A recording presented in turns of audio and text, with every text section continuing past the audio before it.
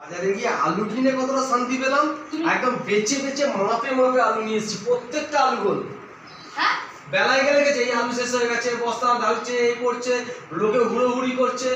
আলু খাইয়ে খাইয়ে আর আলু খেয়ে খেয়ে তো চারিদিকে আমারও আলু করেছো, তোমারও আলু করছে, ছেলেটারও আলু করেছে।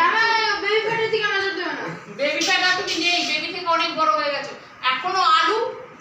আলু ছাড়া খাবো কি বলো তো? আলু ছাড়া খাবো কি? এইদিকে তো সারাক্ষণ বউটার বদনাম করো। আমি নাকি সকাল 8টায় উঠি, এখন তো 8টা 5 বাজার বুঝি করে টিফিন টিফিন নিয়ে চলে এসেছি। কতবার ডাকতে হয়েছে সকাল থেকে? দেখেছি মনে হয় না গরম চাটা ঢেলে দিই মাথার মধ্যে। কতবার ডেকেছি তবে বললাম তো ওই যে শিবরাত্রিতে এই ঠান্ডা জল দুধ ঢালার বিষয়টা এখন কেন উঠে গেছে না, তোমাদের মনে কিছু স্বামীর জন্য। শোনো, যারা প্রতিভক্তি না তারা ঠিক ঠান্ডা দুধ জল সিদ্ধি সব ঢালছে, আর যাদের অতি প্রতিভক্তি তারা গরম তেল গরম চা ঢালছে।